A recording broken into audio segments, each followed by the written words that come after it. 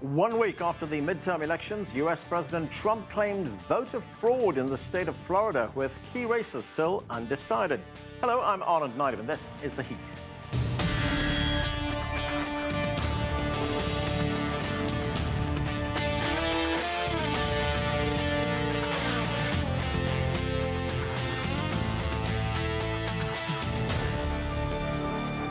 Election officials have yet to determine the winners of 10 congressional races and 2 Senate races. In the Florida Senate race, Republican Rick Scott is currently leading by over 12,000 votes against the incumbent Democratic Senator Bill Nelson. President Trump has accused officials of voter fraud without offering any evidence. Election officials have until Thursday to complete a machine recount. In Mississippi, voters will go to the polls on November 27 to decide a runoff election between incumbent Republican Senator Cindy Hyde-Smith and Democratic challenger Mike Espy. Neither candidate earned 50% of the vote. At this time, Republicans hold the majority with 51 seats in the U.S. Senate. Democrats have 47 seats, with 2 races still undecided. But in the House of Representatives, Democrats hold a majority with 227 seats to 198 seats for Republicans, with 10 races still up for grabs. We have much to discuss on the midterm elections. Let's bring in our panel. Joining us from New York is Jenifer Sarver. She served as Deputy Director of Public Affairs in the U.S. Commerce Department during the George W. Bush administration and is the principal of Sarver Strategies. Here with us in the studio is Eleanor Clift. She's a political analyst with the Daily Beast. From Fort Lauderdale, Florida, David Smith is the Washington D.C. bureau chief for The Guardian newspaper. And Tristan Brown worked in the Obama administration and currently is a lawyer based in Washington, D.C.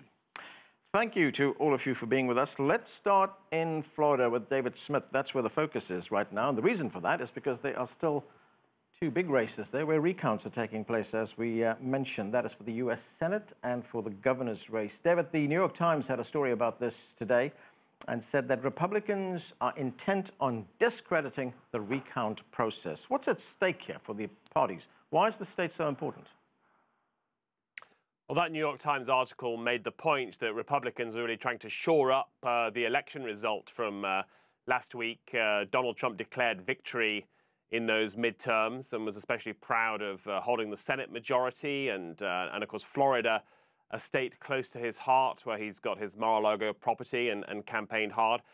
They will still keep the majority in the Senate, but having just lost Arizona last night, to lose Florida now would be a tremendous blow to morale. So we're seeing Republicans go all out. Donald Trump tweeting again today, calling for the Democrat Bill Nelson to give up on this race.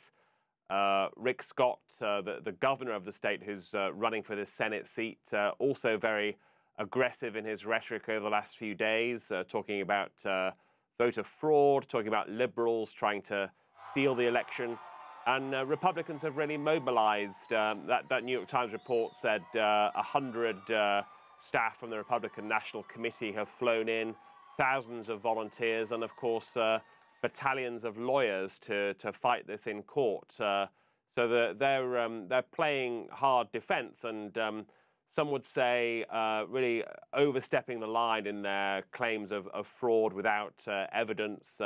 A judge rejected that, called for the rhetoric to be ramped down, and today the leading Democrat in the Senate, Chuck Schumer, had some very strong words for Trump, accusing him of lying, harassing, and bullying election officials, and saying that for the sake of democracy, he should stop now.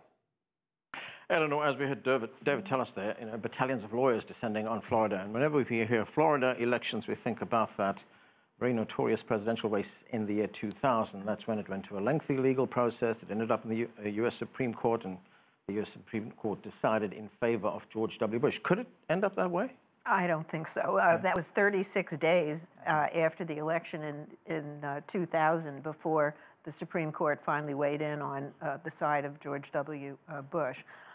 What's happening in Florida is a legally mandated statewide count according to the Florida law, and if the margin is beneath a certain amount. Historically, with margins as big as both Republicans have gotten in the state, it's likely to end up in their favor. I think the governor is probably a little more secure with a bigger margin. I think the Nelson-Rick Scott race possibly could tip towards Bill Nelson. But this is, it's perfectly legal and it's above board. There is plenty of incompetence, however, and the fact that the officials in the two counties that are most in question, Duval and Miami-Dade, there's one example that the ballot they designed, they have the Senate race kind of tucked away in the corner, and there was a big undercount, apparently, because people didn't even notice it. And there have been some glitches in the machines, and they're rerunning it. But the fact that the president is trying to say that this is fraud and Democrats stealing the election, he has no evidence, and it's part of his strategy when things don't go his way, that he then throws the election itself in question. Designing ballots appears to be a problem in Florida, because that's what happened the last time in 2000. In 2000, it was the butterfly ballot, and you had a large number of people who thought they were voting for Al Gore, inadvertently voted for Pat Buchanan, who was, far-right populist, who was not popular in the mostly Jewish community that ended up voting for him. Yeah, so now we have another ballot that's going to go down in infamous history. Jenifer, ballot design notwithstanding, what do you make of what's going on in Florida right now? Well, I certainly agree with Eleanor that there's a lot of incompetence. What I see is that on Tuesday night, we didn't have just a red wave or a blue wave. What we have was a wave of voter engagement. The reason these races are so close is because more people participated than ever. And we broke records all around the country. In my home state of Texas, we almost doubled turnout over the midterms from last time. And I think we have President Trump to thank for that. So on one hand, I'm very delighted to see these races be close because they're competitive. And I think competition of ideas is good. I do think it's dangerous to call out voter fraud when we don't have evidence, so I'm concerned about that. We need to protect our ballot boxes. We need to have better designs for these ballots. But we also need to make sure that as hard and fast as we fight against voter fraud, we make sure that we're creating access for voters. I'm also concerned about people not having access. I want to see more people come out to vote and more people participating in our democracy. So I think this is one of those first world problems when it comes to having so many people participating. I do think we need to let the process play out as it's intended and make sure that every vote is counted. Jenifer, we've heard that term, blue wall, or at least red wall, blue wave, whatever it is. And if we look at the result, yes, the Republicans did keep the Senate. But if we look at the nationwide race, which was the race for the House of Representatives, the Democrats did very well. What does it mean for Republicans? Well, they did absolutely well, especially with younger voters and with women. I'm particularly concerned as a Republican that when we look to the future, we don't have a very bright future if we're not able to capture younger voters and capture female voters. There's a lot of talk about suburban moms voting for Donald Trump, and we lost a lot of those moms in this election. I think we need to get back on track by talking about the issues of limited government, local control, restrained spending, and I think we need some better messengers that includes more women. Tristan, we've been talking about Florida, but there's been focus on another state as well, and that is Arizona. We just heard in the past 24 hours that the Democrat candidate, Kyrsten Sinema, has won, and it appears she's won against all odds. Yeah. Interestingly, she was the #1 candidate to get crossover votes, at least for Democrats in the Senate, was Joe Manchin. He turned 17% of Republicans to vote for him. Kyrsten Sinema was the #2 Democrat who ran in the Senate, turned 12% of Republicans to vote for her, which is just astounding.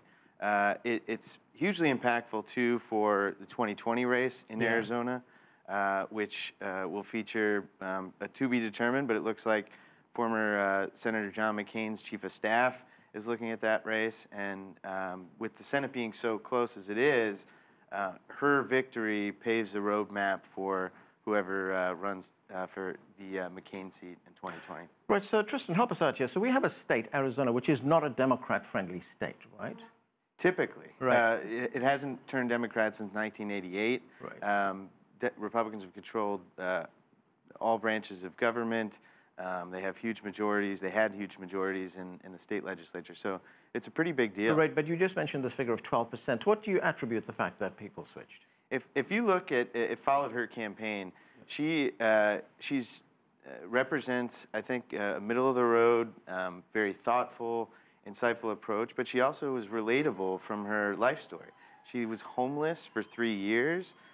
She's youthful, she's charming, and her policies were, involved listening to people and advocating for not necessarily just politically aligned with the Democratic Party, but what was best for the people of Arizona. And she focused on that like a laser, and she demonstrated how that can pay off.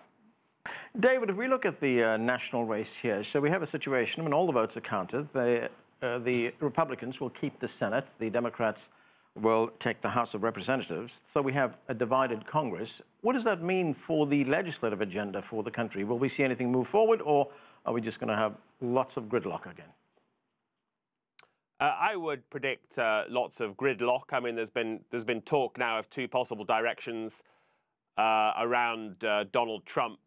One is that he collaborates with Nancy Pelosi, the Democratic leader in the House, and they get things done like a major infrastructure package or reducing drugs prices and so on. Or the alternative route is all-out war. He talked about a warlike posture at his press conference last week. Bad blood, recriminations, constant fighting, especially if the Democrats bombard the White House with investigations and subpoenas and demands for his tax returns. Now, of those two scenarios, everything we know about the last decade or so in American politics, but especially the Trump era, sadly, my money would be on the gridlock and conflict phase. And I think already Trump is probably seeing the Democratic-controlled House as a convenient punch bag, a scapegoat for which he can blame things not getting done. An obvious example being his wall on the US-Mexican border. Presumably he will tell his rallies that he wanted it built and the Democrats stopped him, therefore you must vote for him in 2020. Indeed, if the economy slows down or even goes into recession, I'm sure he'll blame Democrats for that too. So I think the Democrats do have to be careful how they play this. But I fear the hyper-partisan atmosphere in Washington is going to get worse before it gets better. That is true, Eleanor, isn't it? You remember during the Obama administration when the Republicans became known as the party of no, right, and the Democrats now run the risk. I want to go back to Kyrsten Sinema, first of all. She ran as an independent. She ran as though she were John McCain's protege, actually. And then the Republican who she defeated had such a graceful concession speech, Martha McSally, a fighter pilot, with her dog sitting next to her on the sofa. Right. She's probably a front runner for the seat in 2020, the McCain seat, when it comes up. So I think that's, the country is looking for those moments of grace, and her concession speech went viral. Now, I agree that there's going to be lots of gridlock and lots of contention, but the Democrats have got to pass some legislation, even if it goes nowhere, because it's up to them now to create a roadmap for all the Democratic contenders who are going to be out there wanting to challenge Trump in 2020. The country, the electorate, they want to see, what are you going to do for me? They don't want to just see the back and forth. So Democrats, I think they understand, and Nancy Pelosi, the likely speaker, she's tough. She knows her caucus very well. And if anybody can impose that kind of message discipline, I think she can. I want to ask you, Eleanor, about something else, and that is a tweet that President Trump sent out about the Florida election. He said the Florida election should be called in favor of Rick Scott and Rick DeSantis in that large numbers of new ballots showed up out of nowhere, and many ballots are missing or forged. An honest vote count is no longer possible. Ballots massively infected must go with election night. Let's leave aside the politics of this for the moment. When you hear a statement like that, what does it do to the process? When you hear the president talk about forged ballots? Undermining the institution of voting, which is actually very local. Local communities handle it, states handle it, and he's setting it up. If there's an outcome he doesn't like, then he invokes massive fraud. Now remember, he had a commission that was looking into fraud that eventually just got disbanded. They couldn't find any. And the judge, there's a judge in Florida that's ruled and says, if you have evidence of wrongdoing, come forward. There is none. The dirty little secret about elections is a lot of ballots don't get counted if there's a determinative number that goes for one or the other candidate. But you have now provisional ballots, you have absentee ballots, and when you have a close election, they've got to count them all. And they're not all sitting in one pile. You've got all these local jurisdictions handling the ballots. So they've got lawyers watching, they've got people from the parties watching, they've got reporters watching. If somebody's trying to pull off a major fraudulent upset here, I think we're going to know about it. Right. Jenifer, doesn't it really hurt the legitimacy of the process when you hear President Trump talk of forged ballots, of ballots coming out of nowhere?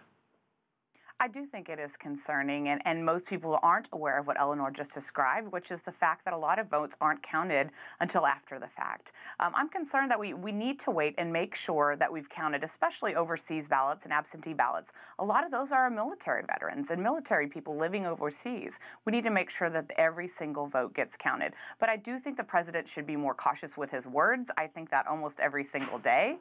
And in particular, when it comes to voter protection and voter fraud, we need to, like I said, clamp down on it, but also make sure we're talking about voter access. I think it's a great thing that so many people participated, but I also am concerned that people feel shut out of the process. And so when we see the president say things that are irresponsible, it undermines the overall process. And this local control of elections is very important. I remember a time when Republicans believed in local control. I think we should get back to those days.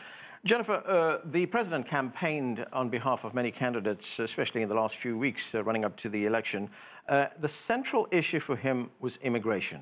He talked about this caravan going through Central America. He talked about an invasion on the southern border. He sent 7,000 U.S. troops to the U.S.-Mexico border. Politicians, analysts call this a political stunt. But more to the point, did the president use the National Defense Force in support of an election campaign?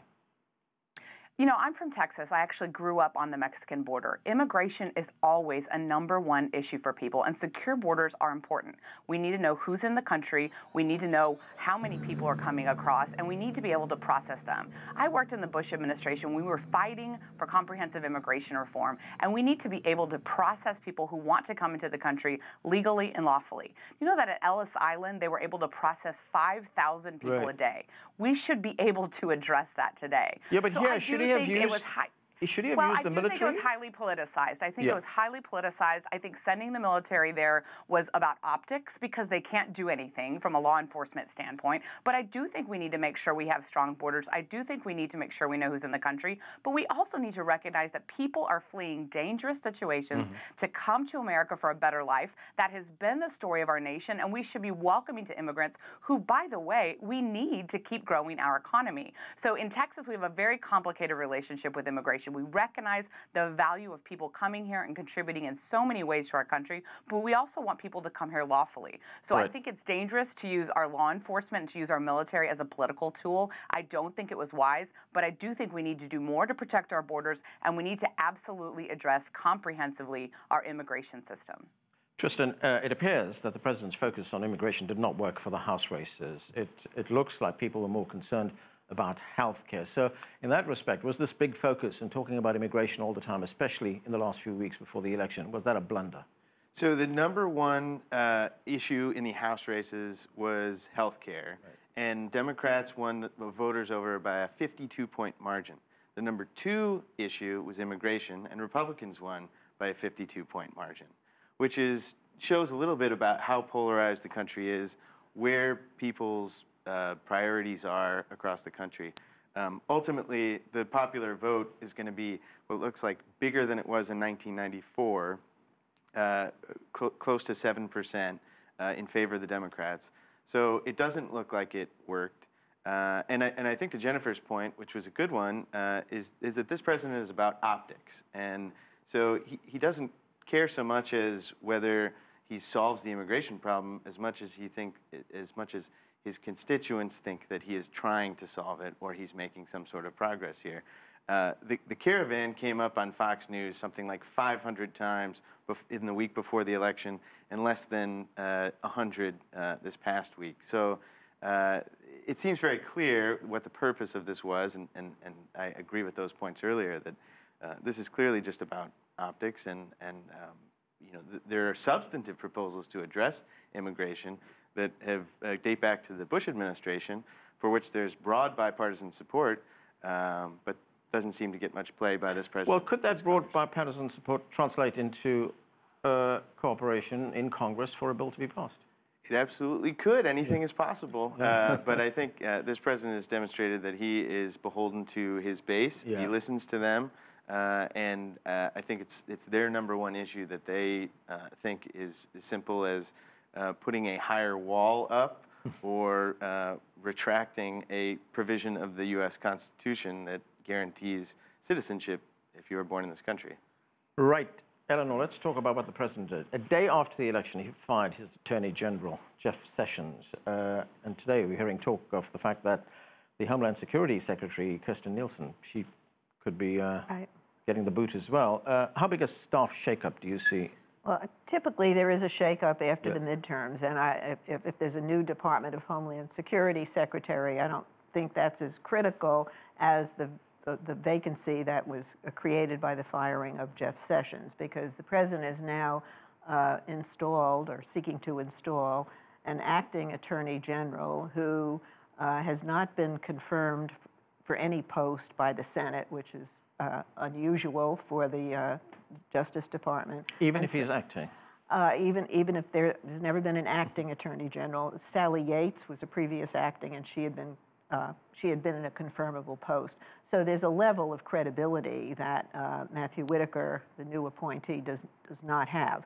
And moreover, he has spoken out in his role as a pundit on TV against the Russia probe, you know, basically saying that it should not look into the president's finances, and saying that one way to end the Russia probe would be to starve the probe of finances. He didn't say he agreed with that, but he said that was one possible thing. So there's a lot of nervousness about whether this is just a backdoor way to shut down the Russia probe. All right, Jenifer, let me get your response very quickly to what you've just heard there.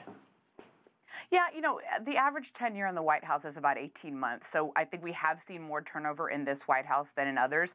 But I do think I share concerns about Matthew Whitaker. I think people across the board have indicated that overstepping the deputy is a problem, and not putting somebody in place who's been confirmed is a problem. Listen, we need people to trust the process, they need to trust our institutions, and we need good people who want to serve in our government. And I think this Trump administration has had a challenge finding quality people that want to step up to these roles in many positions around the departments. I think the Attorney General is one of the most important positions in the land, and it sends a signal on key issues. I'm personally interested in criminal justice reform. I'd love to see somebody who can work in a bipartisan way in Congress on that issue. So I hope that we'll get somebody who will work on these issues in a bipartisan fashion and won't use the Justice Department as a political mouthpiece for the White House. As a matter of interest, there were a number of ballot reforms during this election as well, and we heard a lot about criminal justice reform there. Absolutely. It's a huge issue across the country. In Texas, we have a group, Right on Crime, that's a far-right conservative group that actually really wants to work in a bipartisan way on this. And I think it's something that we could get something done. And I do think that there is opportunity this next couple of years for President Trump to work across the aisle. And frankly, he was willing to work with Chuck and Nancy last time around. Yeah. I don't see why he wouldn't work with Democrats this time around. He is the big deal maker after all. All right, let me get back to David. And David, let's go to Europe. President Trump, of course, went to France this past weekend to join commemorations there for the 100th anniversary of the end of World War I. Now, the president did receive something of a lecture of sorts from the French president, Emmanuel Macron. Let's watch this. This vision of France as a generous nation with a vision which carries universal values has been, in those dark times, exactly the opposite of the selfishness of a people which only looks at its own interests. Because patriotism is the exact opposite of nationalism. Nationalism is its betrayal. By pursuing our own interests first, with no regard to others, we erase the very thing that a nation holds most precious, that which gives its life and makes it great, its moral values. David, that was aimed pretty firmly at President Trump. What did you make of it? Well, I think we're seeing a terrible breakup, the end of the affair here. If you remember early on in the Trump administration, the president and Emmanuel Macron were very tactile. They're going to be the best of friends. They were very warm words, and now it's veered to the other extreme. That was a very clear rebuke of Donald Trump by the French leader. Trump only a few weeks ago, of course, at a rally actually embraced the term nationalist and called himself that, despite the connotations of white supremacy. And here we are at the centenary of the armistice at the end of the First World War, and really two divergent paths on how to avoid a third world war. Is it international cooperation, as Macron is arguing, or is it the kind of nationalism that both Trump and Vladimir Putin embrace? And you saw Trump and Putin greeting each other warmly in Paris, a thumbs up, and so on. And now the tiff is continuing, because just today, Trump tweeting angrily at France and Macron, tweets about French wine and the taxes on those, right, on issues of nationalism, and even a tweet saying "Make France great again," very, very sarcastically. So when one steps back, it's another extraordinary rupture in an age-old alliance at a time when Trump is much warmer towards various authoritarian leaders around the world. Right. Eleanor, one final question, and that is, what does the outcome of these elections tell us about the president's chances for re-election in 2020? That the bulwark in the Midwest, the three states that basically elected him, Michigan, Wisconsin, and then Pennsylvania, all of those states went blue. He has apparently nailed down Florida. There's still a lot of Trump voters out there. I think Democrats, at their peril, underestimate him. But he's not going to have an easy path to re-election, and both sides, Democrats and Republicans, are already plotting out which states are going to be the battleground states. And Tristan, I have 20 seconds left. Do you see one contender or a group of contenders, say, that are emerging as frontrunners for the Democrats? Well, I think you look at Senators Amy Klobuchar in the Midwest and Sherrod Brown. I think you look at Beto in Texas, just because of his incredible showing and his fundraising prowess. And then there's going to be a fight for who can win the left over Elizabeth Warren, Kamala Harris, Cory Booker, or Bernie Sanders. And then, of course, former Vice President Biden looks like he may be in there, and so he's at the top of the list. Name recognition. Interesting you mentioned Beto O'Rourke, despite the fact that he lost the Texas race. Somebody said he's the only loser who has coattails. Okay, and he's fearless. We're going to have to leave it there. Thanks to all of you for being with us. That's it for this edition of The Heat. I'm Anand Naidu in Washington, D.C. Thanks for watching.